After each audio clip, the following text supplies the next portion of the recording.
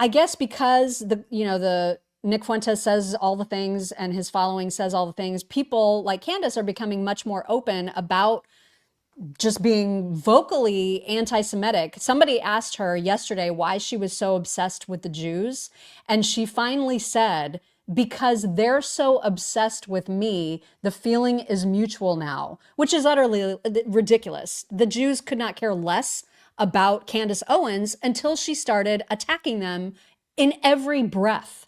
You know what I mean? Yeah, Like, yeah. no I one mean, gave a crap about Candace Owens until she got on this anti-Semitic train. listen, And now she's just saying it out loud. I would just love to know where all the coverage has been on the actual genocide in Africa. You know, like She's what? definitely not talking about Like that. she has not talked about it at all. I don't think she's done a show on it. I don't think Tucker has done like a complete show on it. Like what? Where is it? It's weird that I haven't heard anything about this actual genocide, this Christian genocide in Africa when these people are Christians, right? They're as silent as the UN, you guys. Mm-hmm. They're as silent as our propaganda pushing media. And these people, they claim to be Christian mouthpieces. So if you're a Christian mouthpiece, if you say I'm a Christian, why aren't you taught? Why isn't that like a top priority? Like, who cares? Like okay, fine. You hate, whatever. This, this should be top priority to be talking about genocide of Christians. I don't understand why, like, that's not something that they're talking about all the time, every day. The fact that we are just now, I think people are finding out about it. Like we've been kind of like, I guess, sprinkling stuff about it for the past couple months. We knew it was going on, but it's like news people were not reporting it. They're still not reporting it, but they're not talking about it. Why aren't they talking about it? That makes me No Jews, really. no news. That's their motto. I mean, that's literally how they operate. If it can't be blamed on the Jews, they will not talk about it. Period. Well, all the little raw milk millennial moms with Christ is King in their profile pics don't understand that Islam, once they get through with the Jews, they come for the Christians. Of course. I wish that somebody would just make them understand that, because it's true. Yeah. Tucker was on with Dave Smith yesterday, and obviously he's gotten a lot of pushback for saying that Christian Zionists are the worst people on earth, and he hates them more than he hates anybody else. That was disgusting because he was essentially describing many of us. He was describing Charlie Kirk for sure, and he is now backtracking a little bit. Here's what he said to Dave Smith. But I just want to say at the outset, because this has been weighing on me, I did say something that I really regret saying that I didn't fully mean. I said it because I was mad, which is always when I say things I don't really mean. When I get pissed, my wife's always telling me this. I was snippy and I didn't explain it. And I said something to the effect of, I despise Christian Zionists. And I'm just sorry that I said that, because I don't.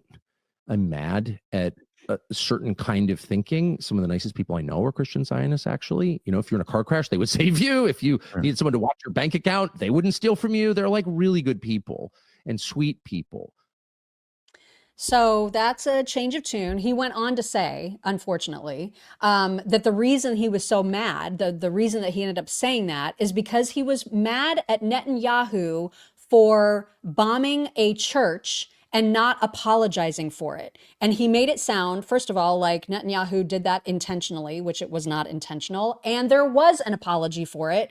The IDF never wants collateral damage. They never want or target civilians. But when you're dealing with terrorists who are using civilians as shields, unfortunately, war is hell. And I don't think that should be news to anybody. Yeah. And I But mean, that's Tucker's apology. the same stuff as, and I'm not downplaying it, because it's terrible. It's always terrible when women and children are killed. But this stuff happened in World War II. This stuff happened it's war. And they're the ones who said, we're at war now. October 7th happened. What do you expect Israel to do? To just sit and roll over and be like, well, I mean, it's fine. No. What if that happened on our soil? What if that happened here? What would they expect us to do? What would Tucker expect us to do? I would hope that we would go at him with the full force of everything that we have.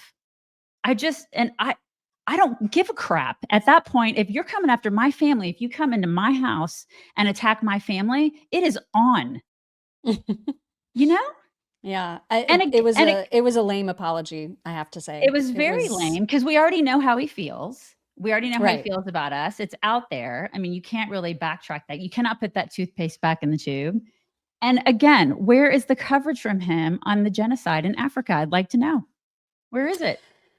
Batya Ungar Sargon had our friend Ami Kozak on with her. And so they were talking about all of this, obviously. And as a bonus, we get a Jordan Peterson impression during his appearance. Check this out. Us to get my temperature down a little bit is comedian, commentator, and host of Ami's House podcast, Ami Kozak. Ami, thank you so much for being here. You are following this very closely. What has been your reaction to all of this?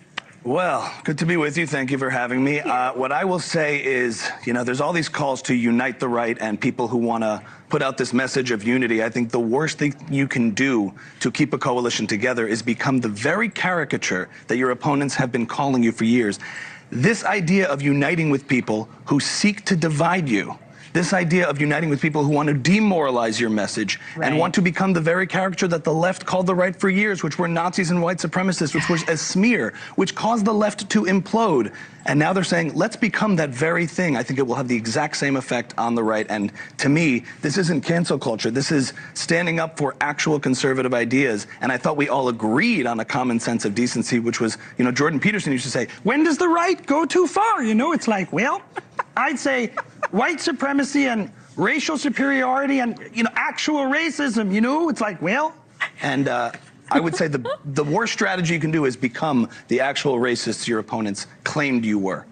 Yeah. And we had it so good. Mock, like we had it, everything was going so well. Like for just a couple months, I felt like, okay, we're on this trajectory to just keep winning and it's going to be great. And then once again, we have to step on our own junk.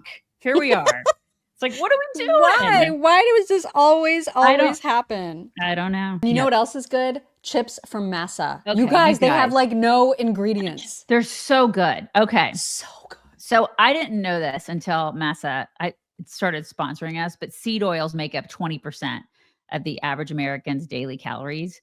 And that's bad because those oils are linked to metabolic health issues and inflammation, all that kind of stuff. So rather than say, don't eat chips, Massa was like, hey, we're going to do something about that. And they created a delicious tortilla chip with just 3 ingredients, no seed oils. It's just organic corn, sea salt, and then beef tallow. That's it. They're healthy, y'all. And they taste amazing.